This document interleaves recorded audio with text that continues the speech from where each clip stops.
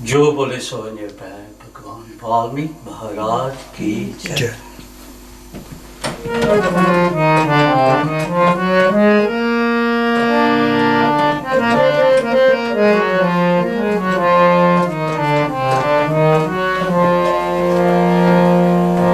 बहुत जन्म बिछड़े थे माधो,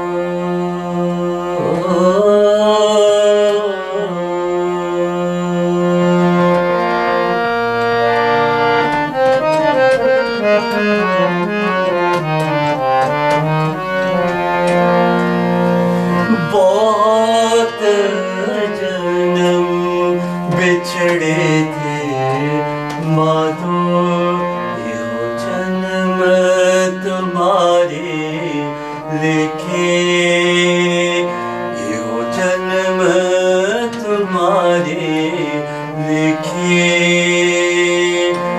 बहुत जन्म बिछड़े थे माधो, यो जन्म तुम्हारे लिखे, यो जन्म तुम्हारे लिखे।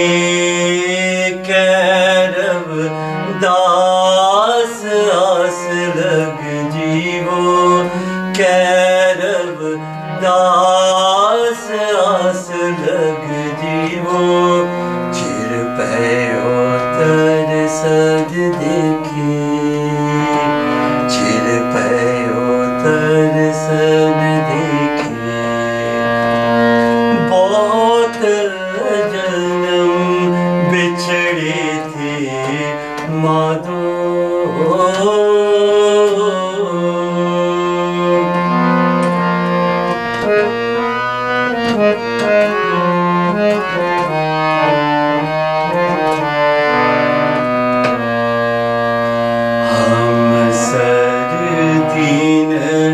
दयाल ना तुम सर,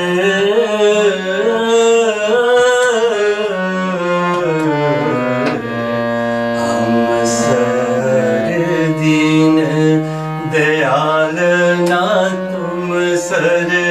अब पतवार क्या कीजे बचनी तोर मोर मन माने, बचनी तोर मोर मन माने। जन को पूरन दीजे, हो बल बल जाओ रमैया काने, हो बल बल जाओ रमैया काने। कारण कवन थबो, बहुत जन्म बिछड़े थे माधो, यो जन्म तुम्हारे लिखे, यो जन्म तुम्हारे लिखे। कैरव दास आस लग जीवो, कैरव दास आस लग जीवो।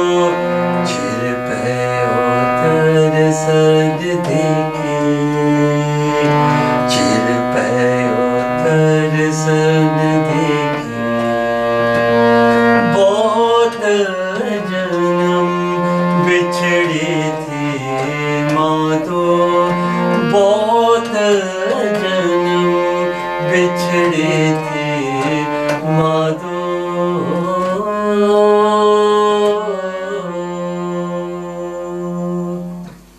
जो बोले सो निर्भय भगवान वाल्मीकि महाराज की जय। गुरु प्यारी साध संगत जी, भगवान वाल्मीकि जी की जय। जय गुरुदेव, धन गुरुदेव। बाणी गुरु रविदास जी। हम सर दीन दयाल ना तुम सर। अज आपां सतगुरु रविदास जी दी बाणी विचों ਇੱਕ ਸ਼ਬਦ ਉੱਪਰ ਵਿਚਾਰ ਕਰਾਂਗੇ। ਰਾਗ ਤਨਾਸਰੀ ਦੇ ਅੰਦਰ ਲਿਖਿਆ ਹੋਇਆ ਮਿਲਦਾ ਹੈ। ਆਪਾਂ ਭਾਈ ਸਾਹਿਬ ਭਾਈ ਉਮਰ ਕਲਿਆਣ ਜੀ ਪਾਸੋਂ ਇਹ ਸ਼ਬਦ ਸਰਵਣ ਕੀਤਾ। ਇਸ ਸ਼ਬਦ ਦੇ ਅੰਦਰ ਸਤਿਗੁਰੂ ਰਵਿਦਾਸ ਜੀ ਨੇ ਉਸ ਮਾਲਕ ਦਾ ਸ਼ੁਕਰਾਨਾ ਕੀਤਾ। ਹਾਲੇ ਕਿ ਉਹਨਾਂ ਦੀ ਬਾਣੀ ਇਸ ਗੱਲ ਉੱਪਰ ਪਹਿਰਾ ਦੇ ਰਹੀ ਹੈ ਕਿ ਉਹਨਾਂ ਵਿੱਚ ਅਤੇ ਕੁੱਲ ਮਾਲਕ ਅਕਾਲ ਪੁਰਖ ਵਿੱਚ ਕੋਈ ਵੀ ਭਿੰਨ ਔਰ ਭੇਦ ਨਹੀਂ ਹੈ। ਸਤਿਗੁਰੂ ਰਵਿਦਾਸ ਜੀ ਨੇ ਆਪਣੀ ਬਾਣੀ ਅੰਦਰ ਇੱਕ ਜਗ੍ਹਾ ਤੇ ਜ਼ਿਕਰ ਕੀਤਾ ਜੋ ਕਿ ਸ਼੍ਰੀ ਰਾਗ ਦੇ ਨਾਂ ਥੱਲੇ ਦਰਜ ਹੈ। ਕੀ ਫਰਮਾਇਆ ਸਤਿਗੁਰੂ ਰਵਿਦਾਸ ਜੀ ਨੇ? ਤੋਹੀ ਮੋਹੀ ਮੋਹੀ ਤੋਹੀ ਅੰਤਰ ਕੈਸਾ। ਸਤਿਗੁਰੂ ਰਵਿਦਾਸ ਜੀ ਦੱਸਦੇ ਹਨ ਕਿ ਐ ਮਾਲਕ, ਜੋ ਤੂੰ ਹੈ ਉਹੀ ਮੈਂ ਹਾਂ ਅਤੇ ਜੋ ਮੈਂ ਹਾਂ ਉਹੀ ਤੂੰ ਹੈ। ਜੇਕਰ ਆਪਾਂ ਖੁੱਲੇ ਦਿਲ ਨਾਲ ਵਿਚਾਰ ਕਰਕੇ ਦੇਖੀਏ ਤਾਂ ਮਾਲਕ ਦੇ ਪਿਆਰਿਆਂ ਨੇ ਜਿਹੜੀ ਵੀ ਬਾਣੀ ਲਿਖੀ ਉਹ ਉਹਨਾਂ ਦਾ ਆਪਣਾ ਜਾਤੀ ਤਜਰਬਾ ਜਾਂ ਫਿਰ ਨਿੱਜੀ ਅਨੁਭਵ ਆਖਿਆ ਜਾ ਸਕਦਾ। ਭਗਵਾਨ ਵਾਲਮੀਕ ਜੀ ਨੇ ਜੋ ਬਾਣੀ ਤ੍ਰੇਤਾ ਯੁੱਗ ਵਿੱਚ ਲਿਖੀ ਉਹ ਉਹਨਾਂ ਦਾ ਆਪਣਾ ਨਿੱਜੀ ਅਨੁਭਵ ਆਖਿਆ ਜਾ ਸਕਦਾ। ਉਸ ਅਨੁਭਵ ਨੂੰ ਉਹਨਾਂ ਨੇ ਆਪਣੇ ਆਪਣੇ ਸਮੇਂ ਵਿੱਚ ਆ ਕੇ ਧਾਰਮਿਕ ਗ੍ਰੰਥਾਂ ਦੇ ਅੰਦਰ ਵਰਣਨ ਕੀਤਾ। ਲਫ਼ਜ਼ਾਂ ਦਾ ਫਰਕ ਹੋ ਸਕਦਾ, ਪਰ ਜੋ ਸਾਰ ਵਸਤੂ ਹੈ ਉਹ ਹਰੇਕ ਧਰਮ ਦੀ ਤਹਿ ਅੰਦਰ ਇੱਕ ਹੀ ਆਖੀ ਜਾ ਸਕਦੀ। ਆਪਾਂ ਆਖ ਸਕਦੇ ਹਾਂ ਕਿ ਉਹਨਾਂ ਨੇ ਮਾਲਕ ਦੀ ਬੰਦਗੀ ਕੀਤੀ, ਮਾਲਕ ਦੀ ਭਗਤੀ ਕੀਤੀ, ਮਾਲਕ ਦੀ ਪੂਜਾ ਕੀਤੀ ਅਤੇ ਸਾਨੂੰ ਉਸ ਮਾਲਕ ਦੀ ਪੂਜਾ ਕਰਨ ਦਾ ਢੰਗ ਦੱਸਿਆ। ਮਾਲਕ ਦੀ ਭਗਤੀ ਜਾਂ ਪੂਜਾ ਕਰਦੇ ਸਮੇਂ ਜੋ ਰੁਕਾਵਟਾਂ ਉਹਨਾਂ ਨੂੰ ਆਈਆਂ ਉਹਨਾਂ ਦਾ ਜ਼ਿਕਰ ਉਹਨਾਂ ਨੇ ਆਪਣੇ ਆਪਣੇ ਧਾਰਮਿਕ ਗ੍ਰੰਥ ਦੇ ਅੰਦਰ ਕਲਮਬੰਦ ਕੀਤਾ ਤਾਂ ਜੋ ਆਉਣ ਵਾਲੇ ਲੋਕ ਉਹਨਾਂ ਦੀਆਂ ਲਿਖਤਾਂ ਨੂੰ ਪੜ੍ਹ ਕੇ ਆਪਣਾ ਤਜਰਬਾ ਬਣਾ ਸਕਣ। ਜੇਕਰ ਆਪਾਂ ਵਿਚਾਰ ਕਰਕੇ ਦੇਖੀਏ ਤਾਂ ਉਹਨਾਂ ਨੇ ਕਿਤੇ ਵੀ ਇਸ ਤਰ੍ਹਾਂ ਨਹੀਂ ਲਿਖਿਆ ਕਿ ਉਹਨਾਂ ਦੀ ਬਾਣੀ ਨੂੰ ਪੜ੍ਹ ਕੇ, ਸੁਣ ਕੇ ਜਾਂ ਫਿਰ ਗਾ ਕੇ ਇਸ ਇਨਸਾਨ ਦਾ ਮਿਲਾਪ ਉਸ ਮਾਲਕ ਨਾਲ ਹੋ ਸਕਦਾ। ਮੈਂ ਬੇਨਤੀ ਕਰਾਂ, ਪੜ੍ਹਨ ਜਾਂ ਸੁਣਨ ਨਾਲ ਇਸ ਇਨਸਾਨ ਦੇ ਅੰਦਰ ਸ਼ੌਕ ਪੈਦਾ ਹੋ ਸਕਦਾ। ਇਸ ਇਨਸਾਨ ਦੇ ਅੰਦਰ ਖਾਹਿਸ਼ ਪੈਦਾ ਹੋ ਸਕਦੀ। ਕਿਸ ਚੀਜ਼ ਦੀ ਖਾਹਿਸ਼ ਪੈਦਾ ਹੋ ਸਕਦੀ? ਆਪਣੇ ਘਰ ਨੂੰ ਜਾਣ ਦੇ ਰਸਤੇ ਨੂੰ ਤੈਅ ਕਰਨ ਦੀ ਖਾਹਿਸ਼। ਗੁਰਮੁਖ ਪਿਆਰਿਓ, ਮੰਜ਼ਿਲ ਉਸ ਸਮੇਂ ਤੈਅ ਹੋਵੇਗੀ ਜਦੋਂ ਇਹ ਇਨਸਾਨ ਆਪ ਉਸ ਮੰਜ਼ਿਲ ਉੱਪਰ ਚੱਲਣਾ ਸ਼ੁਰੂ ਕਰੇਗਾ। ਰੈਸਪੀ ਬੁੱਕ ਪੜ੍ਹਨ ਨਾਲ ਕਦੇ ਕਿਸੇ ਦਾ ਪੇਟ ਭਰਿਆ ਨਹੀਂ ਦੇਖਿਆ ਜਾ ਸਕਦਾ। ਭੁੱਖ ਨੂੰ ਮਿਟਾਉਣ ਲਈ ਹਰੇਕ ਇਨਸਾਨ ਨੂੰ ਆਪ ਖਾਣਾ ਪਵੇਗਾ। ਇਸ ਵਿੱਚ ਕੋਈ ਸ਼ੱਕ ਨਹੀਂ ਕਿ ਬਾਹਰਲੀ ਦੁਨੀਆ ਵਿੱਚ ਆਪਾਂ ਕਿਸੇ ਦੂਸਰੇ ਦੇ ਤਜਰਬੇ ਤੋਂ, ਉਸ ਦੀ ਖੋਜ ਤੋਂ ਆਪਾਂ ਸਾਰੇ ਹੀ ਫਾਇਦਾ ਉਠਾ ਸਕਦੇ ਹਾਂ। ਸਾਇੰਸਦਾਨਾਂ ਨੇ ਖੋਜ ਕੀਤੀ ਤਾਂ ਉਸ ਖੋਜ ਤੋਂ ਆਪਾਂ ਸਾਰੇ ਹੀ ਫਾਇਦਾ ਉਠਾ ਰਹੇ ਹਾਂ। ਉਦਾਹਰਨ ਦੇ ਤੌਰ ਤੇ ਫ੍ਰੈਂਕਲਿਨ ਨੇ ਬਿਜਲੀ ਦੀ ਖੋਜ ਕੀਤੀ ਅਤੇ ਸਾਰੀ ਦੁਨੀਆ ਉਸ ਤੋਂ ਫਾਇਦਾ ਉਠਾ ਰਹੀ ਹੈ। ਆਪਾਂ ਸਵਿਚ ਔਨ ਕਰਦੇ ਹਾਂ ਤੇ ਸਾਰਾ ਘਰ ਰੋਸ਼ਨੀ ਨਾਲ ਭਰ ਜਾਂਦਾ ਹੈ। ਪਰ ਸਤਿਗੁਰੂ ਕਬੀਰ ਸਾਹਿਬ ਜੀ ਨੇ ਆਪਣੀ ਬਾਣੀ ਅੰਦਰ ਇੱਕ ਜਗ੍ਹਾ ਤੇ ਫਰਮਾਇਆ ਕਿ ਇੱਕ ਅਵਕਟ ਘਾਟੀ ਰਾਮ ਕੀ, ਤੈ ਚੜ ਰਹੇ ਹੋ ਕਬੀਰ। ਸਤਿਗੁਰੂ ਕਬੀਰ ਸਾਹਿਬ ਜੀ ਦੱਸ ਰਹੇ ਹਨ ਕਿ ਮੈਂ ਉਸ ਅਵਕਟ ਘਾਟੀ ਭਾਵ ਔਖੀ ਘਾਟੀ, ਵਿਖੜੀ ਘਾਟੀ, ਮੁਸ਼ਕਲ ਘਾਟੀ ਜਾਂ ਫਿਰ ਉਹ ਰਸਤਾ ਜਿਸ ਵਿੱਚ ਉਤਰਾਈਆਂ ਅਤੇ ਚੜਾਈਆਂ ਹਨ, ਸਤਿਗੁਰੂ ਕਬੀਰ ਸਾਹਿਬ ਜੀ ਦੇ ਦੱਸਣ ਅਨੁਸਾਰ ਰੱਬ ਦੇ ਘਰ ਨੂੰ ਜਾਣ ਵਾਲਾ ਜੋ ਰਸਤਾ ਹੈ ਉਹ ਸਿੱਧਾ ਅਤੇ ਸਾਫ਼ ਨਹੀਂ ਹੈ। ਦੂਸਰਾ, ਤੁਹਾਨੂੰ ਉਸ ਰਸਤੇ ਉੱਪਰ ਚੱਲਦੇ ਹੋਏ ਅੱਗੇ ਜਾਂ ਪਿੱਛੇ ਆਉਂਦੇ ਵੀ ਲੋਕ ਦਿਖਾਈ ਨਹੀਂ ਦੇਣਗੇ। ਤੀਸਰਾ, ਇੱਥੇ ਸਮੇਂ ਬਾਰੇ ਵੀ ਕੁਝ ਨਹੀਂ ਕਿਹਾ ਜਾ ਸਕਦਾ ਕਿ ਇਹ ਇਨਸਾਨ ਕਿਤਨੇ ਸਮੇਂ ਵਿੱਚ ਪਹੁੰਚ ਜਾਵੇਗਾ। ਪਰ ਸਤਿਗੁਰੂ ਕਬੀਰ ਸਾਹਿਬ ਜੀ ਦੱਸ ਰਹੇ ਹਨ ਕਿ ਮੈਂ ਇਕੱਲਾ ਹੀ ਚੱਲ ਰਿਹਾ ਹਾਂ। ਆਪਾਂ ਆਖ ਸਕਦੇ ਹਾਂ ਕਿ ਇਸ ਰਸਤੇ ਨੂੰ ਹਰੇਕ ਇਨਸਾਨ ਨੂੰ ਆਪ ਹੀ ਤੈਅ ਕਰਨਾ ਪਵੇਗਾ।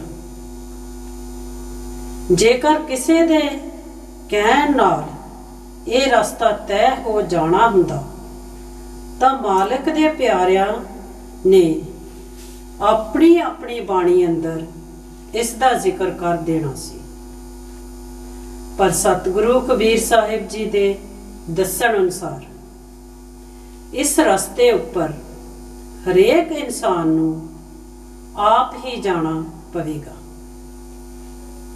ਆਪਾਂ ਆਖ ਸਕਦੇ ਹਾਂ ਕਿ ਉਸ ਰਸਤੇ ਉੱਪਰ ਚੱਲੇ ਸਤਿਗੁਰੂ ਕਬੀਰ ਸਾਹਿਬ ਜੀ, ਉਸ ਰਸਤੇ ਉੱਪਰ ਚੱਲੇ ਸਤਿਗੁਰੂ ਰਵਿਦਾਸ ਜੀ। ਉਸ ਰਸਤੇ ਦੀ ਗੱਲ ਕਰਦਿਆਂ ਭਗਵਾਨ ਵਾਲਮੀਕ ਜੀ ਨੇ ਤ੍ਰੇਤਾ ਯੁੱਗ ਦੇ ਅੰਦਰ ਵਰਣਨ ਕੀਤਾ ਕਿ ਉਹ ਹੀ ਤਰੇ ਜਿਨ੍ਹਾਂ ਨੂੰ ਸੰਤਾਂ ਦੀ ਸੰਗਤ ਪ੍ਰਾਪਤ ਹੋਈ। ਸ਼ੇਖ ਫਰੀਦ ਜੀ ਨੇ ਵੀ ਆਪਣੀ ਬਾਣੀ ਅੰਦਰ ਜ਼ਿਕਰ ਕੀਤਾ ਕਿ ਜਿਸ ਤਰ੍ਹਾਂ ਇੱਕ ਬੇੜੀ ਜਾਂ ਕਿਸ਼ਤੀ ਨੂੰ ਚਲਾਉਣ ਵਾਲਾ ਦਰਿਆ ਦੀਆਂ ਲਹਿਰਾਂ ਤੋਂ ਵਾਕਿਫ ਹੁੰਦਾ ਹੈ, ਇਸੇ ਤਰ੍ਹਾਂ ਹੀ ਸੰਤ ਜਨ ਉਸ ਅਵਕਟ ਘਾਟੀ ਦੇ ਰਸਤੇ ਤੋਂ ਵਾਕਿਫ ਆਖੇ ਜਾ ਸਕਦੇ ਹਨ। ਮੈਂ ਜ਼ਿਆਦਾ ਕੁਝ ਨਾ ਕਹਿੰਦੀ ਹੋਈ ਬੇਨਤੀ ਕਰਾਂ ਕਿ ਸਤਿਗੁਰੂ ਕਬੀਰ ਸਾਹਿਬ ਜੀ ਦੇ ਇਸ ਅਨਮੋਲ ਸ਼ਬਦ ਹਮਸਰ ਦੀਨ ਦਿਆਲ ਨਾ ਤੁਮਸਰ, ਵਿਆਖਿਆ ਭਾਈ ਬਲਜੀਤ ਸਿੰਘ ਜੀ ਕਰਨਗੇ। ਭਾਈ ਸਾਹਿਬ ਜੀ, ਭਗਵਾਨ ਵਾਲਮੀਕ ਜੀ ਕੀ ਜੈ। ਜੈ ਗੁਰੂਦੇਵ, ਧੰਨ ਗੁਰੂਦੇਵ। ਬਾਣੀ ਗੁਰੂ ਰਵਿਦਾਸ ਜੀ, ਰਾਗ ਤਨਾਸਰੀ, ਬਾਣੀ ਗੁਰੂ ਰਵਿਦਾਸ ਜੀ। हम सर दीन दयाल न तुम सर, अब पतियार क्या कीजे। बचनी तोर मोर मन माने, जन को पूरन दीजे। हम सर दीन दयाल न तुम सर, अब पतियार क्या कीजे। बचनी तोर मोर मन माने, जन को पूरन दीजे। ਗੁਰਮੁਖ ਪਿਆਰਿਓ, ਜਿਸ ਤਰ੍ਹਾਂ ਅੱਜ ਦੇ ਸ਼ਬਦ ਦੇ ਅੰਦਰ ਸਤਿਗੁਰੂ ਰਵਿਦਾਸ ਜੀ ਆਪਾਂ ਨੂੰ ਕੀ ਸਮਝਾ ਰਿਹਾ ਹੈ, ਆਪਾਂ ਉਸ ਦੇ ਪ੍ਰਤੀ ਜਿਹੜਾ ਵਿਚਾਰ ਕਰਨ ਦੀ ਜਿਹੜੀ ਉਹ ਕੋਸ਼ਿਸ਼ ਕਰਾਂਗੇ। ਕਿਉਂਕਿ ਗੁਰਬਾਣੀ ਦੇ ਅੰਦਰ ਇਹ ਖਾਸੀਅਤ ਕਹਿ ਲਈਏ, ਇਹ ਵਡਿਆਈ ਕਹਿ ਲਈਏ ਕਿ ਮਹਾਤਮਾ ਨੇ ਜਦੋਂ ਜਦੋਂ ਵੀ ਉਹ ਬਾਣੀ ਰਚੀ ਆ ਨਾ, ਤੇ ਉਹਨਾਂ ਨੇ ਸਾਡੇ ਲੈਵਲ ਤੇ ਆ ਕੇ ਕਹਿ ਲਓ ਉਸ ਬਾਣੀ ਨੂੰ ਜਿਹੜਾ ਉਹ ਲਿਖਿਆ, ਤਾਂ ਕਿ ਆਪਾਂ ਉਸਨਾਂ ਦੀ ਗੱਲ ਜਿਹੜੀ ਆ ਨਾ ਉਸ ਨੂੰ ਆਪਾਂ ਜਿਹੜਾ ਉਹ ਸਮਝ ਸਕੀਏ। ਇਹ ਇਨਸਾਨ ਆਪਣੀ ਜ਼ਿੰਦਗੀ ਨੂੰ ਤਾਂ ਹੀ ਸਫਲ ਕਰ ਸਕਦਾ, ਤਾਂ ਹੀ ਉਸ ਮਾਲਕ ਦੇ ਨਾਲ ਮਿਲਾਪ ਕਰ ਸਕਦਾ, ਜਦੋਂ ਇਸ ਇਨਸਾਨ ਨੂੰ ਉਸ ਬਾਣੀ ਦੀ ਜਿਹੜੀ ਉਹ ਸਮਝ ਆਉਣੀ ਸ਼ੁਰੂ ਹੋ ਜਾਵੇਗੀ। ਇਸ ਵਿੱਚ ਕੋਈ ਸ਼ੱਕ ਨਹੀਂ ਕਿ ਸਮਝ ਆਵੇਗੀ ਉਸ ਮਾਲਕ ਦੀ ਦਇਆ ਕਹਿ ਲਓ, ਮਿਹਰ ਕਹਿ ਲਓ, ਬਖਸ਼ਿਸ਼ ਕਹਿ ਲਓ, ਉਸ ਦੇ ਅਨੁਸਾਰ। ਇਸ ਕਰਕੇ ਕਿਸੇ ਵੀ ਮਹਾਤਮਾ ਦੀ ਬਾਣੀ ਦੇ ਉੱਪਰ ਜੇਕਰ ਆਪਾਂ ਵਿਚਾਰ ਕਰਕੇ ਦੇਖੀਏ ਤੇ ਉਹਨਾਂ ਨੇ ਆਪਾਂ ਨੂੰ ਉਸ ਮਾਲਕ ਦੀ ਬੰਦਗੀ ਕਹਿ ਲਓ, ਉਸ ਮਾਲਕ ਦੀ ਭਗਤੀ ਕਹਿ ਲਓ, ਉਸ ਮਾਲਕ ਦੀ ਪੂਜਾ ਕਹਿ ਲਓ, ਉਸ ਦਾ ਢੰਗ ਤਰੀਕਾ ਅਤੇ ਸਾਧਨ ਜਿਹੜਾ ਉਸ ਨੂੰ ਸਮਝਾਉਣ ਦੀ ਜਿਹੜੀ ਉਹ ਕੋਸ਼ਿਸ਼ ਕੀਤੀ। ਹੁਣ ਇੱਕ ਸਵਾਲ ਪੈਦਾ ਹੋਵੇਗਾ ਕਿ ਬਈ ਇਹ ਇਨਸਾਨ ਉਸ ਮਾਲਕ ਦੀ ਭਗਤੀ ਕਰਨੀ ਕਿਸ ਕਰਕੇ ਆ? ਕੀ ਉਸ ਦੀ ਭਗਤੀ ਕਰਨ ਤੋਂ ਬਗੈਰ ਆਪਾਂ ਉਹ ਜਿਹੜਾ ਸਫ਼ਰ ਆ ਨਾ ਉਸ ਨੂੰ ਤੈਅ ਜਿਹੜਾ ਉਹ ਨਹੀਂ ਕਰ ਸਕਦੇ? ਗੁਰੂ ਘਰ ਨੇ ਆਪਣੀ ਬਾਣੀ ਦੇ ਅੰਦਰ ਇੱਕ ਜਗ੍ਹਾ ਤੇ ਜ਼ਿਕਰ ਕੀਤਾ ਜੀ, ਸੰਤੋ ਗੁਰਮੁਖ ਪੂਰਾ ਭਾਈ।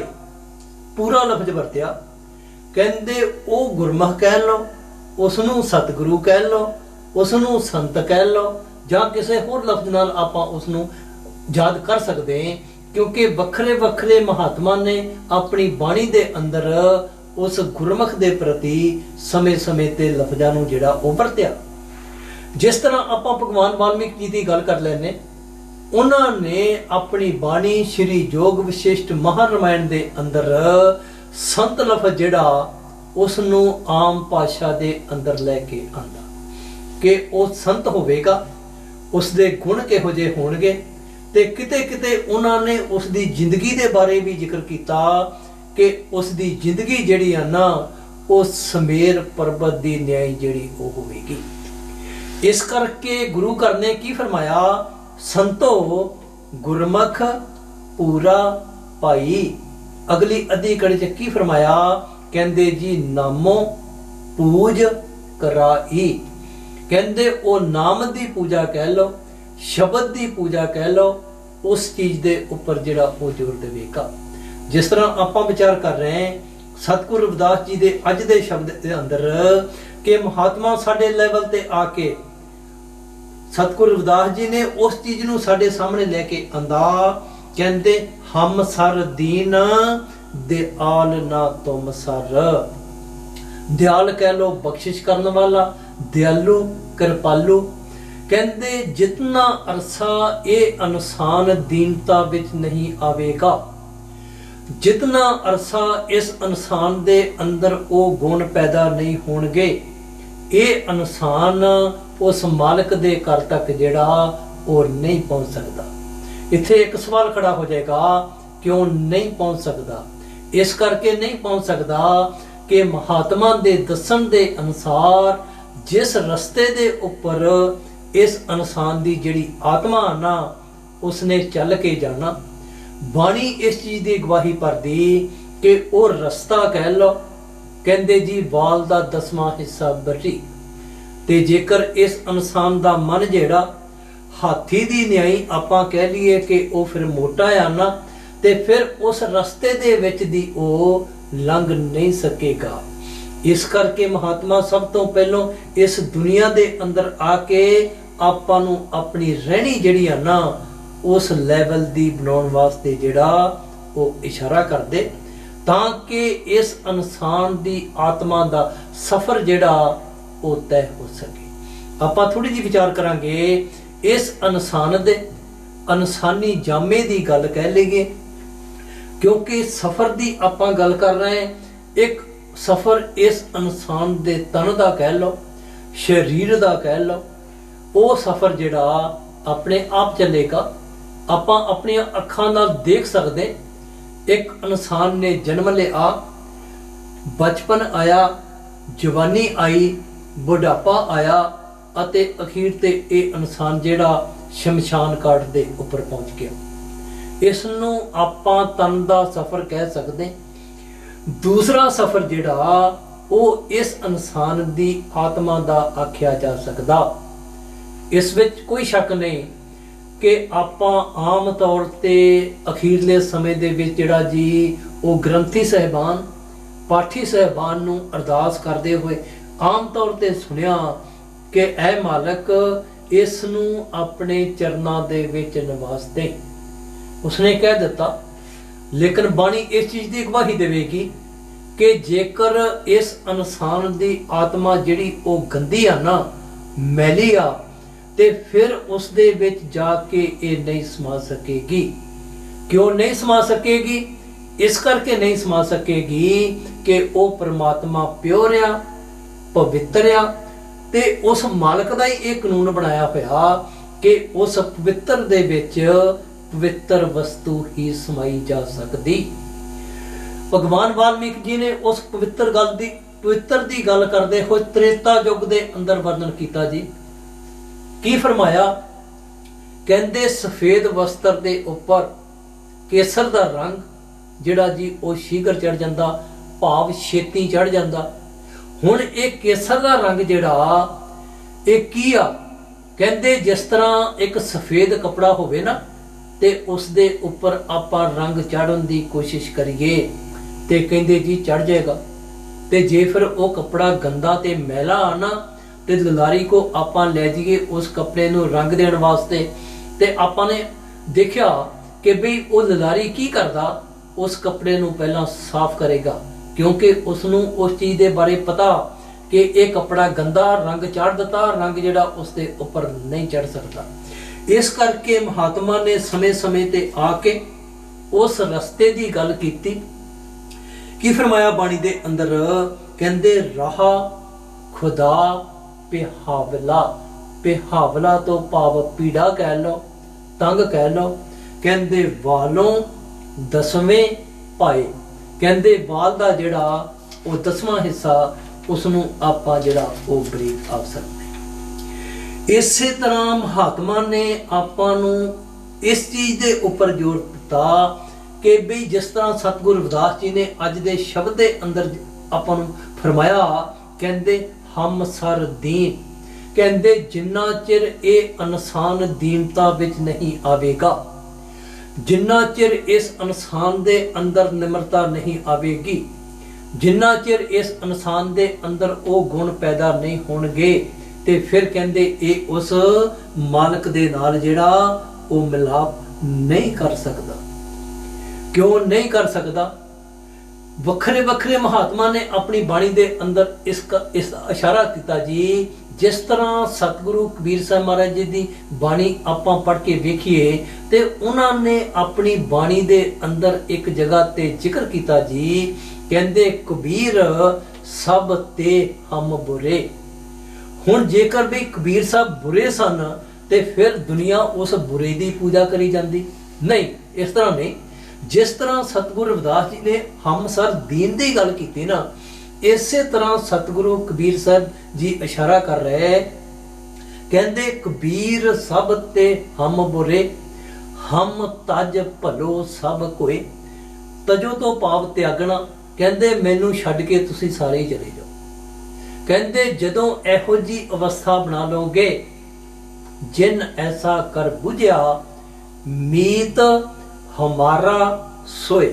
ਕਹਿੰਦੇ ਉਹ ਮੇਰਾ ਮਿੱਤਰ ਆ, ਕਿਉਂਕਿ ਮਿੱਤਰ ਇਸ ਕਰਕੇ ਆਖਿਆ, ਕਹਿੰਦੇ ਉਸਨੇ ਮੇਰੇ ਜਿਹੜੇ ਗੁਣ ਆ ਨਾ, ਕਹਿੰਦੇ ਜੀ ਉਹ ਗੁਣਾਂ ਨੂੰ ਜਿਹੜਾ ਕਹਿੰਦੇ ਅਪਣਾ ਲਿਆ। ਆਪਾਂ ਥੋੜੀ ਜਿਹੀ ਵਿਚਾਰ ਕਰਾਂਗੇ। ਸਤਿਗੁਰੂ ਰਵਿਦਾਸ ਜੀ ਦੀ ਬਾਣੀ ਦੇ ਅਨੁਸਾਰ ਕਹਿ ਲਓ, ਭਗਵਾਨ ਵਾਲਮੀਕ ਜੀ ਨੇ ਤ੍ਰੇਤਾ ਯੁੱਗ ਦੇ ਅੰਦਰ ਉਸ ਨਿਮਰਤਾ ਦੀ ਗੱਲ ਕਰਦੇ ਹੋਏ, ਆਜਜ਼ੀ ਦੀ ਗੱਲ ਕਰਦੇ ਹੋਏ, ਦੂਸਰੇ ਪਾਸੇ ਆਪਾਂ ਹੰਕਾਰ ਦੀ ਗੱਲ ਕਰ ਲੈਨੇ, ਕਿਉਂਕਿ ਉਸ ਦੇ ਆਪੋਜੀਟ ਹੋਵੇਗਾ। ਇਸ ਇਨਸਾਨ ਦਾ ਮਨ ਜਿਹੜਾ ਉਹ ਹੰਕਾਰ ਦੇ ਅੰਦਰ ਆ। ਜਿਸ ਤਰ੍ਹਾਂ ਮੈਂ ਬੇਨਤੀ ਕੀਤੀ, ਆਤਮਾ ਉਸ ਪਰਮਾਤਮਾ ਦੇ ਘਰ ਵਿੱਚ ਤਾਂ ਜਾਵੇਗੀ ਜਦੋਂ ਉਹ ਪਿਓਰ ਹੋਵੇਗੀ ਤੇ ਪਵਿੱਤਰ ਹੋਵੇਗੀ। ਜੇਕਰ ਹੰਕਾਰ ਆ ਤੇ ਫਿਰ ਇਹ ਇਨਸਾਨ ਨਹੀਂ ਜਾ ਸਕਦਾ। ਵਿਰਾਗਿਆ ਪ੍ਰਕਰਣ ਸਰਗ 9 ਪੰਨਾ 31 31 ਪੇਜ ਦੇ ਉੱਪਰ ਭਗਵਾਨ ਵਾਲਮੀਕ ਜੀ ਨੇ ਇੱਕ ਜਗ੍ਹਾ ਜ਼ਿਕਰ ਕੀਤਾ ਜੀ, ਕਹਿੰਦੇ ਹੰਕਾਰ ਸਭ ਦੁੱਖਾਂ ਦੀ ਖਾਣ ਹੈ। ਆਪੋਜੀਟ ਹੋ ਗਿਆ। ਮਹਾਤਮਾ ਆਪਾਂ ਨੂੰ ਨਿਮਰਤਾ ਲਿਆਉਣ ਦੀ ਗੱਲ ਕਰਦੇ, ਕਹਿੰਦੇ ਜੇਕਰ ਇਸ ਇਨਸਾਨ ਦੇ ਮਨ ਦੇ ਅੰਦਰ ਕਹਿ ਲਓ ਹੰਕਾਰ ਆ ਨਾ, ਉਸ ਮਾਲਕ ਨਾਲ ਮਿਲਾਪ ਨਹੀਂ ਕਰ ਸਕੇਗਾ। ਭਗਵਾਨ ਵਾਲਮੀਕ ਜੀ ਨੇ ਫਰਮਾਇਆ, ਆਪਾਂ ਵਿਚਾਰ ਕਰਾਂਗੇ ਉਹਨਾਂ ਨੇ ਇਸ ਤਰ੍ਹਾਂ ਕਿਉਂ ਲਿਖਿਆ। ਕਹਿੰਦੇ ਹੰਕਾਰ ਸਭ ਦੁੱਖਾਂ ਦੀ ਖਾਣ ਹੈ। ਦੂਸਰੀ ਕੜੀ ਦੇ ਅੰਦਰ ਭਗਵਾਨ ਵਾਲਮੀਕ ਜੀ ਨੇ ਜ਼ਿਕਰ ਕੀਤਾ, ਕਹਿੰਦੇ ਹੰਕਾਰ ਨਾਲ ਕੀਤਾ ਗਿਆ ਭਜਨ, ਭਾਵ ਮਾਲਕ ਦੀ ਬੰਦਗੀ, ਪੁੰਨ, ਦਾਨ ਅਤੇ ਹੋਰ ਜੋ ਵੀ ਕਰਮ ਕੀਤੇ ਜਾਂਦੇ ਉਹ ਸਭ ਵਿਅਰਥ ਆ। ਕੋਈ ਸਵਾਲ ਕਰੇਗਾ ਸੱਜਣ ਆਪਾਂ ਨੂੰ ਕਿ ਤੁਸੀਂ ਆ ਗੱਲ ਤੇ ਜਿਹੜੀ ਜੀ ਉਹ ਕਰ ਦਿੱਤੀ ਕਿ ਹੰਕਾਰ ਨਾਲ ਕੀਤਾ ਗਿਆ ਭਜਨ ਵੀ ਵਿਅਰਥ ਆ ਤੇ ਪੁੰਨ ਵੀ ਵਿਅਰਥ ਆ ਤੇ ਇਸ ਤਰ੍ਹਾਂ ਜਿਹੜਾ ਦਾਨ ਕੀਤਾ ਗਿਆ ਉਹ ਵੀ ਵਿਅਰਥ ਆ। ਲੇਕਿਨ ਕਿਉਂ, ਕਿਸ ਤਰ੍ਹਾਂ ਵਿਅਰਥ ਆ? ਭਗਵਾਨ ਵਾਲਮੀਕ ਜੀ ਨੇ ਤੀਸਰੀ ਕੜੀ ਦੇ ਅੰਦਰ ਫਰਮਾਇਆ, ਕਹਿੰਦੇ ਜਿਸ ਤਰ੍ਹਾਂ ਰਾਖ ਵਿੱਚ ਪਈ ਹੋਈ ਆਹੂਤੀ, ਰਾਖ ਕਹਿੰਦੇ ਆ ਜੀ ਸਵਾਹ ਨੂੰ। ਆਪ ਸਪਸ਼ਟ ਫੈਸਲਾ ਕੀਤਾ ਭਗਵਾਨ ਵਾਲਮੀਕ ਜੀ ਨੇ, ਜਿਸ ਤਰ੍ਹਾਂ ਸਤਿਗੁਰੂ ਰਵਿਦਾਸ ਜੀ ਨੇ ਫਰਮਾਇਆ ਆਪਣੇ ਅੰਦਰ ਉਹ ਗੁਣ ਪੈਦਾ ਕਰ ਲਓ। ਭਗਵਾਨ ਵਾਲਮੀਕ ਜੀ ਦੇ ਦੱਸਣ ਦੇ ਅਨੁਸਾਰ ਕਹਿੰਦੇ ਵਿਅਰਥ ਇਸ ਕਰਕੇ ਆ, ਕਹਿੰਦੇ ਜਿਸ ਤਰ੍ਹਾਂ ਰਾਖ ਵਿੱਚ ਪਈ ਹੋਈ ਆਹੂਤੀ, ਆਪਾਂ ਵੇਖਿਆ ਨਾ ਕਈ ਵਾਰੀ ਉਹ ਹਵਨ ਵਗੈਰਾ ਕਰਦੇ ਤੇ ਉਹ ਆਹੂਤੀ ਅੱਗ ਦੇ ਵਿੱਚ ਪਾਉਂਦੇ ਆ, ਕਦੇ ਆਪਾਂ ਕਿਸੇ ਨੂੰ ਸਵਾਹ ਦੇ ਵਿੱਚ ਆਹੂਤੀ ਪਾਉਂਦੇ ਹੋਏ ਨਹੀਂ ਵੇਖਿਆ। ਭਗਵਾਨ ਵਾਲਮੀਕ ਜੀ ਨੇ ਉਸ ਚੀਜ਼ ਨੂੰ ਸਾਹਮਣੇ ਲੈ ਕੇ ਆਂਦਾ, ਕਹਿੰਦੇ ਭਜਨ ਕਰ ਲਓ, ਜਪ ਕਰ ਲਓ, ਪੁੰਨ ਦਾਨ ਕਰ ਲਓ। ਕਹਿੰਦੇ ਇਸੇ ਤਰ੍ਹਾਂ ਵਿਅਰਥ ਆ ਜਿਸ ਤਰ੍ਹਾਂ ਰਾਖ ਵਿੱਚ ਪਈ ਹੋਈ ਆਹੂਤੀ ਵਿਅਰਥ ਜਾਂਦੀ, ਇਸੇ ਤਰ੍ਹਾਂ ਹੀ ਹੰਕਾਰ ਵਿੱਚ ਕੀਤੇ ਹੋਏ ਚੰਗੇ ਕਰਮ ਵੀ ਜਿਹੜੇ ਆ ਭਗਵਾਨ ਵਾਲਮੀਕ ਜੀ ਦੇ ਦੱਸਣ ਦੇ ਅਨੁਸਾਰ ਕਹਿੰਦੇ ਜੀ ਫਿਰ ਉਹ ਨਾਸ਼ ਹੋ ਜਾਂਦੇ। ਆਪਾਂ ਇੱਕ ਜਾਂ ਦੋ ਪ੍ਰਮਾਣ ਜਿਹੜੇ ਉਹ ਗੁਰਬਾਣੀ ਚੋਂ ਪੜ੍ਹ ਲਵਾਂਗੇ ਕਿ ਜਿਹੜੀ ਚੀਜ਼ ਭਗਵਾਨ ਵਾਲਮੀਕ ਜੀ ਨੇ ਤ੍ਰੇਤਾ ਯੁੱਗ ਦੇ ਅੰਦਰ ਵਰਣਨ ਕੀਤੀ, ਸਤਿਗੁਰੂ ਰਵਿਦਾਸ ਜੀ ਨੇ ਉਸੇ ਚੀਜ਼ ਨੂੰ ਸਾਡੇ ਸਾਹਮਣੇ ਲੈ ਕੇ ਆਂਦਾ ਕਿ ਬਈ ਹੰਕਾਰ ਨਾ ਕਰੋ ਤੇ ਤਾਂ ਹੀ ਤੁਸੀਂ ਉਸ ਮਾਲਕ ਦੇ ਨਾਲ ਮਿਲ ਸਕਦੇ ਹੋ। ਸ਼ੇਖ ਫਰੀਦ ਜੀ ਦੀ ਆਪਾਂ ਗੱਲ ਕਰਦੇ, ਗੁਰੂ ਸਾਹਿਬਾਨ ਤੋਂ ਕੋਈ 300 ਸਾਲ ਪਹਿਲਾਂ ਇਸ ਦੁਨੀਆ ਦੇ ਅੰਦਰ ਆਏ। ਆਪਣੀ ਬਾਣੀ ਦੇ ਅੰਦਰ ਉਹਨਾਂ ਨੇ ਇੱਕ ਜਗ੍ਹਾ ਤੇ ਜ਼ਿਕਰ ਕੀਤਾ ਜੀ, ਪੰਜਵੇਂ ਪਾਤਸ਼ਾਹ ਮਹਾਰਾਜ ਜੀ ਨੇ ਆਪਣੇ ਨਾਂ ਥੱਲੇ ਉਹਨਾਂ ਦਾ ਇਹ ਸ਼ਲੋਕ ਜਿਹੜਾ ਉਸਨੂੰ ਕਲਮਬੰਦ ਕੀਤਾ ਗੁਰੂ ਗ੍ਰੰਥ ਸਾਹਿਬ ਦੇ ਅੰਦਰ। ਕਹਿੰਦੇ ਫਰੀਦਾ ਗਰਭ ਜਿਨ੍ਹਾਂ ਵਡਿਆਈਆਂ, ਕਹਿੰਦੇ ਜਿਨ੍ਹਾਂ ਨੂੰ ਵਡਿਆਈਆਂ ਦਾ ਹੰਕਾਰ ਪ੍ਰਾਪਤ ਹੋ ਗਿਆ। ਵਡਿਆਈਆਂ ਤੋਂ ਭਾਵ ਦੁਨੀਆ ਦੀ ਮਾਣ ਵਡਿਆਈ ਦੀ ਆਪਾਂ ਗੱਲ ਕਰ ਸਕਦੇ, ਦੁਨੀਆ ਦੀ ਇਸ਼ਤਿਹਾਰਬਾਜ਼ੀ ਦੀ ਆਪਾਂ ਗੱਲ ਕਰ ਸਕਦੇ, ਦੁਨੀਆ ਦੀ ਜਿਸ ਤਰ੍ਹਾਂ ਆਪਾਂ ਮਾਣ ਵਡਿਆਈ ਦੀ ਗੱਲ ਕਰ ਸਕਦੇ। ਸ਼ੇਖ ਫਰੀਦ ਜੀ ਨੇ ਉਸ ਨੂੰ ਸਾਡੇ ਸਾਹਮਣੇ ਲੈ ਕੇ ਆਂਦਾ। ਫਰੀਦਾ ਗਰਭ ਜਿਨ੍ਹਾਂ ਵਡਿਆਈਆਂ, ਧਨ ਜੋਬਨ ਅਗਾਹ, ਧਨ ਦਾ ਹੰਕਾਰ ਕੀਤਾ, ਜੋਬਨ ਭਾਵ ਖੂਬਸੂਰਤੀ ਦਾ ਹੰਕਾਰ ਕੀਤਾ, ਅਗਾਹ ਤੋਂ ਭਾਵ ਬੇਅੰਤ। ਕਹਿੰਦੇ ਹੋਰ ਵੀ ਜਿਹੜੀਆਂ ਇਹੋ ਜਿਹੀਆਂ ਚੀਜ਼ਾਂ ਨਾ ਜਿਨ੍ਹਾਂ ਦੇ ਪ੍ਰਤੀ ਤੁਹਾਡੇ ਮਨ ਦੇ ਅੰਦਰ ਹੰਕਾਰ ਪੈਦਾ ਹੋ ਗਿਆ, ਕਹਿੰਦੇ ਖਾਲੀ ਚੱਲੇ ਤਨੀ ਸਿਓ, ਕਹਿੰਦੇ ਉਹ ਭਰਾਵੋ ਇਸ ਦੁਨੀਆ ਤੋਂ ਖਾਲੀ ਜਾਓਗੇ। ਉਸ ਮਾਲਕ ਦੀ ਬਖਸ਼ਿਸ਼ ਜਿਹੜੀ ਆ ਉਸ ਤੋਂ ਖਾਲੀ ਰਹਿ ਜਾਓਗੇ।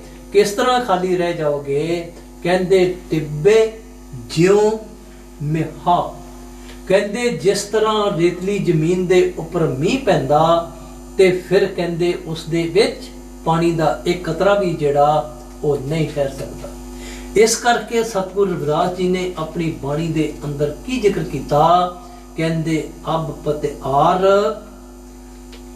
ਹਮ ਸਰ ਦੀਨ ਦਿਆਲ ਨਾ ਤੁਮ ਸਰ। ਕਹਿੰਦੇ ਆਪਣੇ ਹਿਰਦੇ ਦੇ ਅੰਦਰ ਬਈ ਕਹਿੰਦੇ ਦੀਨਤਾ ਲੈ ਕੇ ਆਉਣੀ ਪਵੇਗੀ, ਤਾਂ ਇਹ ਇਨਸਾਨ ਉਸ ਚੀਜ਼ ਜਿਹੜੀ ਉਸ ਨੂੰ ਪ੍ਰਾਪਤ ਕਰ ਸਕਦਾ। ਹੁਣ ਆਪਾਂ ਵਿਚਾਰ ਕਰਕੇ ਦੇਖੀਏ ਕਿ ਇਹ ਇਨਸਾਨ ਜਿਹੜਾ, ਇਸ ਨੂੰ ਆਪਾਂ ਇਨਸਾਨ ਕਹਿੰਦੇ, ਸ੍ਰੇਸ਼ਟ ਜੂਨ ਕਹਿੰਦੇ, ਬਾਕੀਆਂ ਜੂਨਾਂ ਨਾਲੋਂ ਉੱਤਮ ਕਹਿੰਦੇ ਕਿ ਇਸ ਦੇ ਵਿੱਚ ਉਹ ਸੋਝੀ ਜਿਹੜੀ ਉਹ ਹੈ। ਕਿਸ ਚੀਜ਼ ਦੀ ਸੋਝੀ? ਜੇਕਰ ਸੋਝੀ ਨਹੀਂ ਆਈ ਫਿਰ ਸਾਡੇ ਵਿੱਚ ਅਤੇ ਪਸ਼ੂਆਂ ਦੇ ਵਿੱਚ ਕੋਈ ਵੀ ਜ਼ਿਆਦਾ ਭਿੰਨ ਔਰ ਭੇਦ ਜਿਹੜਾ ਉਹ ਨਹੀਂ ਹੋ ਸਕਦਾ। ਸ਼ੇਖ ਫਰੀਦ ਜੀ ਨੇ ਆਪਣੀ ਬਾਣੀ ਦੇ ਅੰਦਰ ਇੱਕ ਜਗ੍ਹਾ ਤੇ ਜ਼ਿਕਰ ਕੀਤਾ ਜੀ, ਕਹਿੰਦੇ ਨਦੀ ਕਿਨਾਰੇ ਰੁਖੜਾ ਕਿਚਰਕ ਬੰਨੇ ਧੀਰ, ਫਰੀਦਾ ਕੱਚੇ ਭਾਂਡੇ ਰਖੀਏ ਕਿਚਰ ਤਾਈ ਦੀ। ਕਹਿੰਦੇ ਐ ਇਨਸਾਨ ਕਹਿੰਦੇ ਵਿਚਾਰ ਕਰਕੇ ਦੇਖ ਬਈ, ਕਹਿੰਦੇ ਸੋਚ ਕੇ ਦੇਖ, ਕਹਿੰਦੇ ਇਸ ਇਨਸਾਨ ਦੀ ਜਿਹੜੀ ਹਸਤੀ ਕਹਿ ਲਓ, ਇਸ ਦੀ ਹੋਂਦ ਕਹਿ ਲਓ, ਉਹ ਕਹਿੰਦੇ ਕਿੰਨੀ ਕਿਹਾ? ਕਹਿੰਦੇ ਜਿਸ ਤਰ੍ਹਾਂ ਨਦੀ ਦੇ ਕਿਨਾਰੇ ਦੇ ਉੱਪਰ ਕਹਿੰਦੇ ਇੱਕ ਦਰਖਤ ਹੋਵੇ, ਨਦੀ ਦੇ ਵਿੱਚ ਪਾਣੀ ਆ ਗਿਆ, ਉਸ ਦਾ ਵਹਿਣ ਜਿਹੜਾ ਉਹ ਤੇਜ਼ ਹੋ ਜਾਏਗਾ ਤੇ ਜਿਹੜੇ ਦਰਖਤ ਉਸ ਦੇ ਕਿਨਾਰੇ ਤੇ ਆ ਨਾ, ਫਿਰ ਉਹ ਆਪਣੇ ਵਹਿਣ ਦੇ ਵਿੱਚ ਉਹਨਾਂ ਨੂੰ ਵਹਾ ਕੇ ਲੈ ਜਾਵੇਗਾ। ਕਹਿੰਦੇ ਇਨਸਾਨ ਦੀ ਜਿਹੜੀ ਜ਼ਿੰਦਗੀ ਕਹਿੰਦੇ ਇਸ ਤਰੀਕੇ ਦੀ ਜਿੱਦਾਂ ਨਦੀ ਦੇ ਕਿਨਾਰੇ ਦੇ ਉੱਪਰ ਇੱਕ ਦਰਖਤ ਹੋਵੇ, ਲੇਕਿਨ ਫਿਰ ਵੀ ਇਹ ਇਨਸਾਨ ਇਸ ਚੀਜ਼ ਨੂੰ ਮੰਨਣ ਵਾਸਤੇ ਹੀ ਤਿਆਰ ਨਹੀਂ। ਹਾਲੇ ਕਿ ਮਹਾਤਮਾ ਆਪਾਂ ਨੂੰ ਇਸ ਚੀਜ਼ ਦੇ ਬਾਰੇ ਜਿਹੜੀ ਉਹ ਸੋਝੀ ਦਿੰਦੇ। ਗੁਰੂ ਘਰ ਨੇ ਆਪਣੀ ਬਾਣੀ ਦੇ ਅੰਦਰ ਇੱਕ ਜਗ੍ਹਾ ਤੇ ਜ਼ਿਕਰ ਕੀਤਾ ਜੀ, ਕਹਿੰਦੇ ਜੈਸੇ ਜਲ ਤੇ ਬੁੱਧ ਬਦਾ ਉਪਜੇ ਬਿਨਸੇ ਨੀਤ, ਜਗ ਰਚਨਾ ਤੈਸੇ ਰਚੀ ਕਹੋ ਨਾਨਕ ਸੁਣ ਮੀਤ। ਕਹਿੰਦੇ ਐ ਇਨਸਾਨ ਕਹਿੰਦੇ ਇਸ ਚੀਜ਼ ਨੂੰ ਸੁਣ ਬਈ, ਬੜੇ ਧਿਆਨ ਦੇ ਨਾਲ ਵਿਚਾਰ ਕਰ। ਕਹਿੰਦੇ ਤੇਰੀ ਹੋਂਦ ਜਿਹੜੀ ਆ ਉਹ ਕਿੰਨੀ ਕਿਆ? ਕਹਿੰਦੇ ਪਾਣੀ ਦੇ ਉੱਪਰ ਜਿਸ ਤਰ੍ਹਾਂ ਆਪਾਂ ਬੁੱਧਬਦਾ ਆਖਦੇ ਗਏ, ਕਹਿੰਦੇ ਉਸ ਤਰੀਕੇ ਦੀ ਦੁਨੀਆ ਦੀ ਹਾਲਤ ਨੂੰ ਬਿਆਨ ਕਰਦੇ ਹੋਏ ਭਗਵਾਨ ਵਾਲਮੀਕ ਜੀ ਨੇ ਤ੍ਰੇਤਾ ਯੁੱਗ ਵਿੱਚ ਉਸ ਸਿਧਾਂਤ ਨੂੰ ਸਾਡੇ ਸਾਹਮਣੇ ਲੈ ਕੇ ਆਂਦਾ। ਇਨਸਾਨ ਦੀ ਹੋਂਦ ਦੀ ਗੱਲ ਕਰਦੇ, ਦੁਨੀਆ ਦੀ ਹੋਂਦ ਦੀ ਗੱਲ ਕਰਦਿਆਂ ਭਗਵਾਨ ਵਾਲਮੀਕ ਜੀ ਨੇ ਆਪਣੀ ਬਾਣੀ ਦੇ ਅੰਦਰ ਜ਼ਿਕਰ ਕੀਤਾ। ਕਹਿੰਦੇ ਇਸ ਸੰਸਾਰ ਦੀ ਜਿਹੜੀ ਰਚਨਾ ਹੈ ਨਾ, ਉਹ ਕਹਿੰਦੇ ਕਿਸ ਤਰ੍ਹਾਂ ਦੀ? ਕਹਿੰਦੇ ਇੱਕ ਸਤਰੰਗੀ ਪੀਂਘ ਜਿਸ ਤਰ੍ਹਾਂ ਹੋਵੇ ਨਾ, ਭਗਵਾਨ ਵਾਲਮੀਕ ਜੀ ਨੇ ਉਸ ਚੀਜ਼ ਦੇ ਨਾਲ ਜਿਹੜੀ ਉਹ ਤੁਲਨਾ ਦੇ ਕੇ ਸਾਨੂੰ ਸਮਝਾਉਣ ਦੀ ਜਿਹੜੀ ਉਹ ਕੋਸ਼ਿਸ਼ ਕੀਤੀ। ਜਿਸ ਤਰ੍ਹਾਂ ਇਹ ਮਹਾਤਮਾ ਨੇ ਸਾਡੇ ਲੈਵਲ ਤੇ ਆ ਕੇ ਬਾਣੀ ਜਿਹੜੀ ਉਹ ਲਿਖੀ, ਇਸੇ ਤਰ੍ਹਾਂ ਕਿਤੇ ਕਿਤੇ ਮਹਾਤਮਾ ਨੇ ਸਾਡੇ ਲੈਵਲ ਤੇ ਆ ਕੇ ਬਾਣੀ ਲਿਖੀ, ਕਿਤੇ ਸਖਤੀ ਵਰਤੀ ਉਹਨਾਂ ਨੇ। ਸਤਿਗੁਰੂ ਕਬੀਰ ਸਾਹਿਬ ਮਹਾਰਾਜ ਜੀ ਨੇ ਆਪਣੀ ਬਾਣੀ ਦੇ ਅੰਦਰ ਇੱਕ ਜਗ੍ਹਾ ਤੇ ਜ਼ਿਕਰ ਕੀਤਾ, ਧੰਨ ਜੋਬਨ ਅਗਾਹ ਦੀ ਆਪਾਂ ਜਿਹੜੀ ਗੱਲ ਕੀਤੀ ਸ਼ੇਖ ਫਰੀਦ ਜੀ ਦੀ ਬਾਣੀ ਦੇ ਵਿੱਚੋਂ, ਤੇ ਸਤਿਗੁਰੂ ਕਬੀਰ ਸਾਹਿਬ ਮਹਾਰਾਜ ਜੀ ਨੇ ਬਾਣੀ ਦੇ ਅੰਦਰ ਜ਼ਿਕਰ ਕੀਤਾ ਜੀ।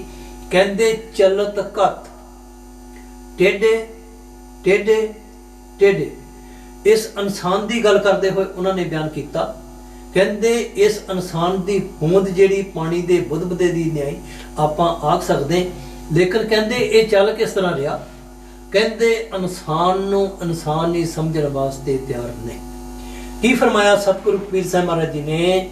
ਕਹਿੰਦੇ ਚਲਤ ਘਤ ਟੇਢੇ ਟੇਢੇ ਟੇਢੇ, 3 ਵਾਰੀ ਲਫ਼ਜ਼ ਵਰਤਿਆ। ਕਹਿੰਦੇ ਅਸਤ ਚਰਮ ਵਿਸਟਾ ਕੇ ਮੁੰਦੇ, ਅਸਤ ਤੋਂ ਭਾਵ ਹੱਡੀਆਂ, ਚਰਮ ਤੋਂ ਭਾਵ ਚਮੜੀ, ਵਿਸਟਾ ਤੋਂ ਭਾਵ ਗੰਦਗੀ। ਕਹਿੰਦੇ ਅਸਤ ਚਰਮ ਵਿਸਟਾ ਕੇ ਮੁੰਦੇ, ਮੁੰਦੇ ਤੋਂ ਭਾਵ ਲਪੇਟੇ ਹੋਏ, ਦੁਰਗੰਧ ਹੀ ਕੇ ਬੇਟੇ। ਕਹਿੰਦੇ ਇਹ ਇਨਸਾਨ ਵਿਚਾਰ ਕਰਕੇ ਦੇਖੇ ਦੂਸਰੇ ਇਨਸਾਨ ਨੂੰ ਇਨਸਾਨ ਹੀ ਸਮਝਣ ਵਾਸਤੇ ਤਿਆਰ ਨਹੀਂ, ਪਰ ਕਹਿੰਦੇ ਇਸ ਦੀ ਜਿਹੜੀ ਹੋਂਦ ਆ ਨਾ, ਕਹਿੰਦੇ ਜੀ ਉਹ ਕਿਸ ਤਰ੍ਹਾਂ ਦੀ, ਕਹਿੰਦੇ ਇਸ ਦੇ ਇਨਸਾਨ ਦੇ ਅੰਦਰ ਜਿਹੜੀ ਉਹ ਗੰਦਗੀ ਭਰੀ ਹੋਈ। ਇੱਕ ਐਗਜ਼ਾਮਪਲ ਆਪਾਂ ਹੋਰ ਲਵਾਂਗੇ। ਪੰਜਵੇਂ ਪਾਤਸ਼ਾਹ ਮਹਾਰਾਜ ਜੀ ਨੇ 20 ਬਾਣੀ ਦੇ ਅੰਦਰ ਇਸ ਇਨਸਾਨ ਦੀ ਗੱਲ ਕਰਦੇ ਹੋਏ ਇਸੇ ਚੀਜ਼ ਨੂੰ ਸਾਡੇ ਸਾਹਮਣੇ ਲੈ ਕੇ ਆਂਦਾ ਜੀ। ਕਹਿੰਦੇ ਕਰਪੂਰ ਪੋਹਪ ਸੁਗੰਧਾ ਪਰਸ ਮਾਨਖ ਦੇਹ ਮਾਲੀ। ਪੰਜਵੇਂ ਪਾਤਸ਼ਾਹ ਮਹਾਰਾਜ ਜੀ ਕਹਿੰਦੇ ਕਰਪੂਰ, ਜਿਸ ਤਰ੍ਹਾਂ ਆਪਾਂ ਮੁਸ਼ਕ ਕਪੂਰ ਦੀ ਗੱਲ ਕਰ ਲਈਏ ਪੁਰਾਣੇ ਸਮੇਂ ਦੇ ਵਿੱਚ, ਜਿਸ ਤਰ੍ਹਾਂ ਆਪਾਂ ਅੱਜ ਕੱਲ੍ਹ ਪਰਫਿਊਮ ਵਗੈਰਾ ਜਾਂ ਹੋਰ ਕੋਈ ਜਿਹੜੀਆਂ ਸਰੀਰ ਤੇ ਲਾਉਣ ਵਾਲੀਆਂ ਵਸਤੂਆਂ, ਲੇਕਿਨ ਮੁਸ਼ਕ ਕਪੂਰ ਦੀ ਗੱਲ ਕਰ ਰਹੇ ਪੰਜਵੇਂ ਪਾਤਸ਼ਾਹ ਮਹਾਰਾਜ ਜੀ। ਕਹਿੰਦੇ ਕਰਪੂਰ ਪੋਹਪ ਸੁਗੰਧਾ, ਪੋਹਪ ਤੋਂ ਭਾਵ ਫੁੱਲ, ਸੁਗੰਧਾ ਤੋਂ ਭਾਵ ਜਿਨ੍ਹਾਂ ਦੇ ਵਿੱਚੋਂ ਖੁਸ਼ਬੂ ਆਉਂਦੀ, ਪਰਸ ਤੋਂ ਭਾਵ ਛੂ ਜਾਣਾ, ਮਾਨਸ ਦੇਹ ਮਾਲੀ। ਕਹਿੰਦੇ ਇਸ ਇਨਸਾਨ ਦੇ ਸਰੀਰ ਦੇ ਨਾਲ ਛੋਹਣ ਕਰਕੇ ਇਤਨੇ ਕਹਿੰਦੇ ਖੂਬਸੂਰਤ ਫੁੱਲ ਜਿਹੜੇ ਆ ਨਾ, ਕਹਿੰਦੇ ਜੀ ਫਿਰ ਉਹ ਗੰਦੇ ਹੋ ਗਏ। ਤੇ ਉਹ ਗੰਦਗੀ ਜਿਹੜੀ ਉਹ ਕਿੱਥੋਂ ਆਈ, ਕਹਿੰਦੇ ਇਸ ਇਨਸਾਨ ਦੇ ਜਿਹੜੀ ਉਹ ਅੰਦਰੋਂ ਆਈ। ਇਸ ਕਰਕੇ ਮਹਾਤਮਾ ਆਪਾਂ ਨੂੰ ਉਸ ਲੈਵਲ ਤੇ ਲੈ ਕੇ ਆਉਣ ਦੀ ਜਿਹੜੀ ਉਹ ਕੋਸ਼ਿਸ਼ ਕਰਦੇ। ਸਿੱਖ ਧਰਮ ਦੀ ਆਪਾਂ, ਕਿਉਂਕਿ ਇਹ ਜਿਹੜਾ ਕਾਨੂੰਨ ਆ ਨਾ, ਜਿਸ ਤਰ੍ਹਾਂ ਸਤਿਗੁਰੂ ਰਵਿਦਾਸ ਜੀ ਨੇ ਅੱਜ ਦੇ ਸ਼ਬਦ ਦੇ ਅੰਦਰ ਆਪਾਂ ਨੂੰ ਫਰਮਾਇਆ ਕਿ ਨਿਮਰਤਾ ਧਾਰਨ ਕਰਨ ਤੋਂ ਬਗੈਰ, ਉਸ ਲੈਵਲ ਤੇ ਪਹੁੰਚਣ ਤੋਂ ਬਗੈਰ ਇਹ ਇਨਸਾਨ ਉਸ ਮਾਲਕ ਦੇ ਘਰ ਤੱਕ ਜਿਹੜਾ ਉਹ ਨਹੀਂ ਪਹੁੰਚ ਸਕਦਾ। ਸਿੱਖ ਧਰਮ ਦੇ ਵੇਦ ਵਿਆਸ ਭਾਈ ਗੁਰਦਾਸ ਜੀ ਦੀ ਆਪਾਂ ਥੋੜੀ ਜਿਹੀ ਗੱਲ ਕਰਾਂਗੇ।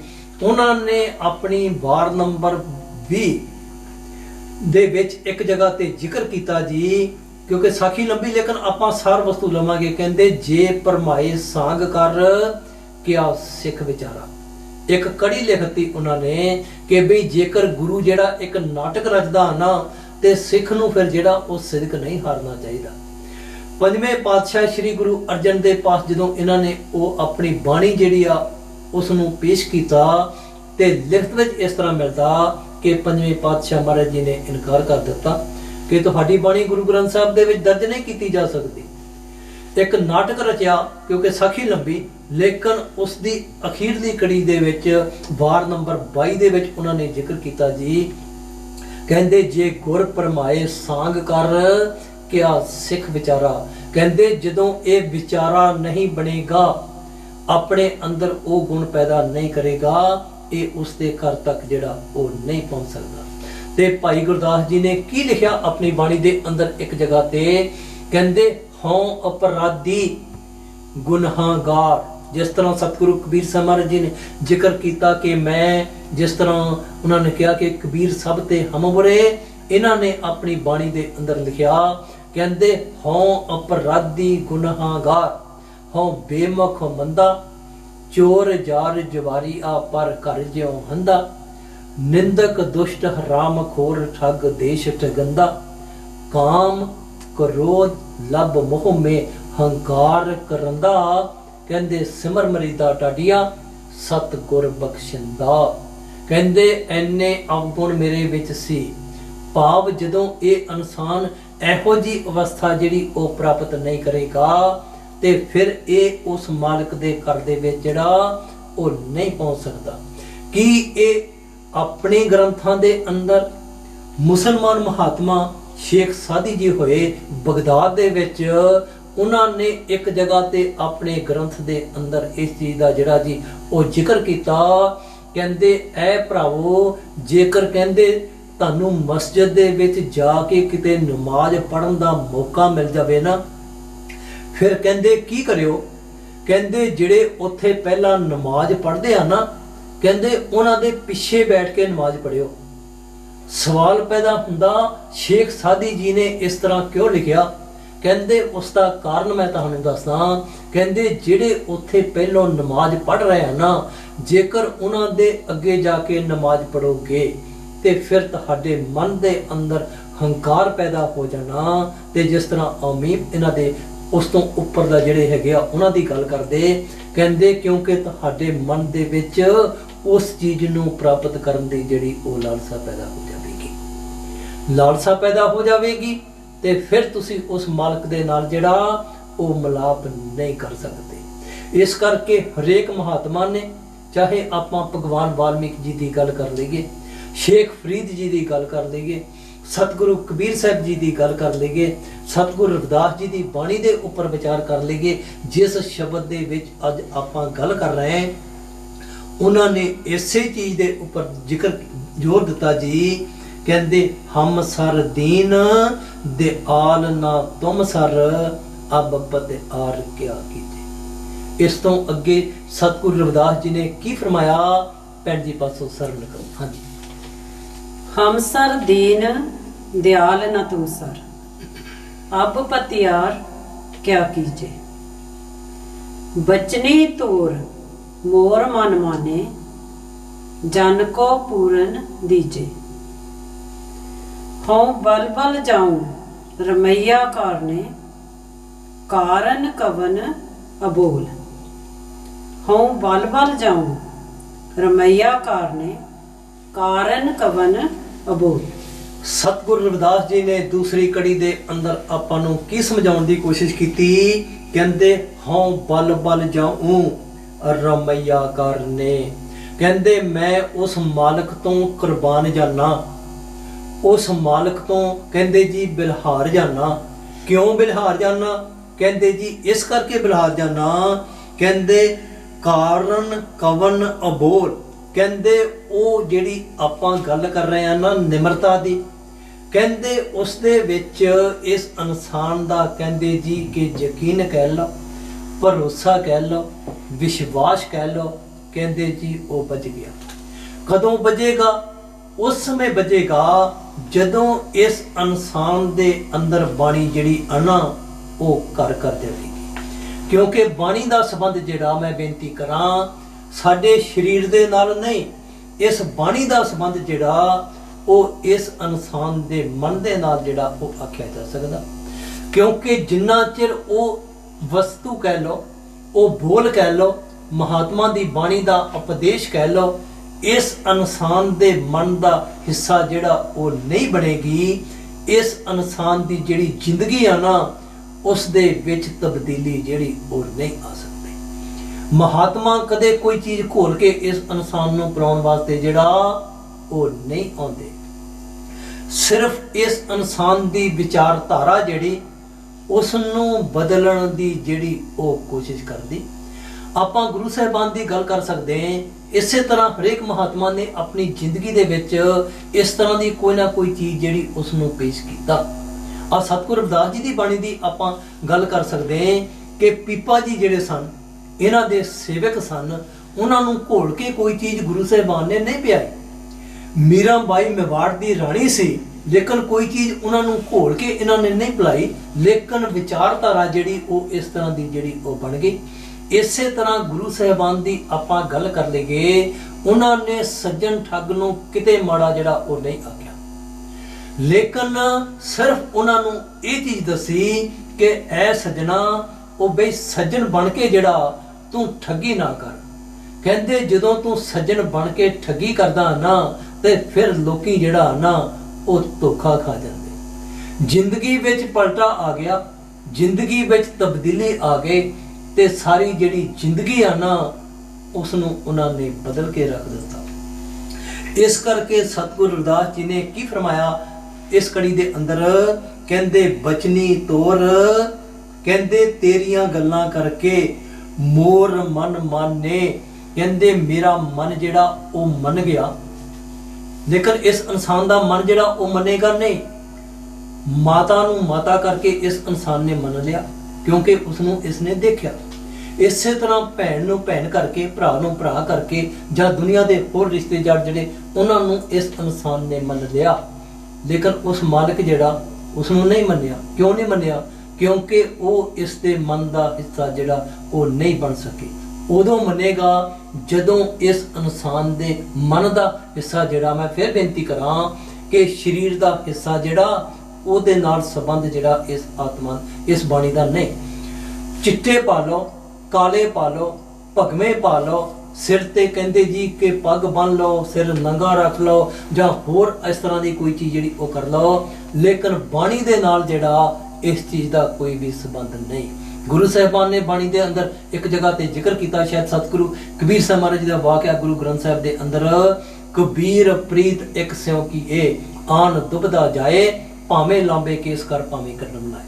कहते लंबे केस रख लो, क्लीन शेव हो जाओ, लेकिन बाणी दे नाल इसका जिहड़ा वो कोई भी संबंध नहीं। इस करके सतगुरु रविदास जी ने की फरमाया, कहते हों बल बल जाऊं, कहते कुर्बान जाना बल बल जाऊं, बचनी तोर मोर मन माने, जन को पूरन दीजे। पहली कड़ी सी, लेकिन हों बल बल जाऊं रमैया कारने, कारण कवन अबो। इस तो अगे सतगुरु रविदास जी ने की फरमाया, ਆਪਾਂ ਭੈਣ ਜੀ ਪਾਸੋਂ ਸਰਵਣ ਕਰਾਂਗੇ। ਹਾਂਜੀ। ਹਉ ਬਲ ਬਲ ਜਾਉ ਰਮਈਆ ਕਾਰਨ, ਕਾਰਨ ਕਵਨ ਅਬੋਲ। बहुत जन्म बिछड़े थे माधो, ये जन्म तुम्हारे लिखे। कह रविदास आस लग जीव्यो, चिर पयो दर्शन देखे। बहुत जन्म बिछड़े थे माधो, ये जन्म तुम्हारे लिखे। कह रविदास आस लग जीव्यो, चिर पयो दर्शन देखे। शब्द दियां अखीरलियां कड़ियां सतगुरु रविदास जी ने की फरमाया, कहते बहुत जन्म बिछड़े थे माधो। कुल मालक अकाल पुरख हुंदे होए साडे लैवल ते आके ये गल कर रहा है, उन्होंने की पिछड़ना। क्योंकि जिस तरह पहलों आपां बेनती कर चुके, बाणी अंदर लिखिया उन्होंने, कहते तो ही मोही मोही तो ही अंतर कैसा। सिर्फ इन्होंने बाणी दे अंदर जिक्र किया, ऐ मालक जो तू आ वो मैं आ, लेकिन साडे लैवल ते आके सानू समझाउण दे लई सतगुरु रविदास जी ने अखीरली कड़ी विच की फरमाया, कहते बहुत जन्म बिछड़े थे माधो, ये जन्म तुम्हारे लेखे। कहते बड़े जन्मां तो मैं विछड़िया।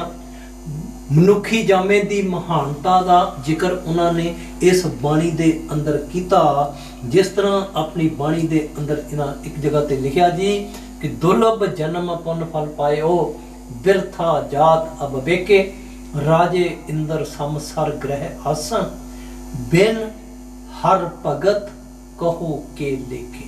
कहते जेकर हरि दी भगती इस मनुखी जामे दे अंदर आके नहीं कीती, फिर कहते जिहड़ा भी वो व्यर्थ चला गया। सतगुरु कबीर साहब महाराज जी ने भी अपनी बाणी दे अंदर इस मनुखी जामे की गल की, जो सतगुरु रविदास जी ने अपनी बाणी दे अंदर लिखिया। की फरमाया सतगुरु कबीर साहब महाराज जी ने, कहते कबीर मानस जन्म दुलंभ है, होत न बारंबार, ज्यों बन फल पक पोए गिरे, बहुर न लागे डर। वखरे वखरे महात्मा ने, सतगुरु रविदास जी ने फरमाया, सतगुरु कबीर साहब जी ने फरमाया। इसे तरह आप आख सकते हैं कि भगवान वाल्मीकि जी ने भी त्रेता युग के अंदर उस चीज़ को साडे सामने लैके आंदा। भगवान वाल्मीकि जी ने अपनी बाणी दे अंदर एक जगह ते जिक्र किया जी, निर्वाण प्रकरण दे विच कहंदे जिहड़ा मनुख आत्म विचार तो रहत है, उसका जीवन जिहड़ा वो व्यर्थ है। आपां गल आत्मा दी कर रहे हैं, आत्मा नूं उसदे घर ले जाण दी गल कर रहे हैं। भगवान वाल्मीकि जी ने मनुखी जामे की गल करते हुए इस चीज़ का जिक्र किया कि जिहड़ा मनुख आत्म विचार तो रहत है, उसका जीवन व्यर्थ है। दूसरी कड़ी में उन्होंने फरमाया कि जो एक साह भी कहते आत्म विचार तो रहत्या वो व्यर्थ चली जाती। तीसरी कड़ी दे विच भगवान वाल्मीकि जी ने फरमाया, कहते मनुख के एक साह के बराबर सारी पृथ्वी का धन जिहड़ा वो तुछिया। भाव एक पासे आपां सारी दुनिया का धन पा लईए, दूसरे पड़े दे विच आपां कहंदे स्वासां दी पूंजी पा लईए। उस चीज़ की महानता नूं दसदे होए भगवान वाल्मीकि जी ने अपनी बाणी दे अंदर जिक्र किया। सतगुरु कबीर साहब जी ने भी अपनी बाणी दे अंदर उसे चीज़ का जिक्र किया जिहड़ी भगवान वाल्मीकि जी ने त्रेता युग विच बयान की। कहंदे कहता हूँ कह जात हूँ, कहूँ बजाए ढोल, स्वासा खाली जात है तीन लोग कम। इस करके हरेक महात्मा ने भगवान वाल्मीकि जी ने जिस तरह अपनी बाणी अंदर जिक्र किया, ਸਤਿਗੁਰੂ ਰਵਿਦਾਸ ਜੀ ਨੇ ਵੀ ਅੱਜ ਦੇ ਸ਼ਬਦ ਅੰਦਰ ਜ਼ਿਕਰ ਕੀਤਾ, ਬਹੁਤ ਜਨਮ ਵਿਛੜੇ ਥੇ ਮਾਧੋ, ਇਹ ਜਨਮ ਤੁਹਾਰੇ ਲਈ। ਹਾਂਜੀ। ਬਹੁਤ ਜਨਮ ਵਿਛੜੇ थे माधो, ये जन्म तुम्हारे लिखे। कह रविदास आस लग जीव्यो, चिर पयो दर्शन देखे। गुरमुख प्यारियो, जिन्ने कुछ उस मालक ने सानू बुद्धि बख्शी, उस अनुसार अज दे शब्द की व्याख्या करन दी कोशिश की गई। भगवान वाल्मीकि जी दया करन आपां सतगुरु रविदास जी की बाणी नूं जीवन का आधार बना के अपनी जिंदगी नूं सफल कर सकीए। सतगुरु रविदास जी ने एक शब्द अंदर फरमाया, जो हम शहरी सो मीत हमारा। उस दे नाल मित्रता पाउण लई उस दे शहर बेगमपुरे दे वासी बनन लई उस दे गुणां नूं धारण करना पवेगा, उस दी बाणी नूं समझना पवेगा। धन्नवादी हाँ कांची टैलीविजन दी सारे टीम दे, जो भगवान वाल्मीकि जी दियां सिक्ख्यावां, गुरु रविदास जी दियां सिक्ख्यावां नूं दुनिया दे कोने कोने तक पहुँचाउण लई यतनशील हन। भगवान वाल्मीकि जी की जय। जय गुरुदेव। धन गुरुदेव।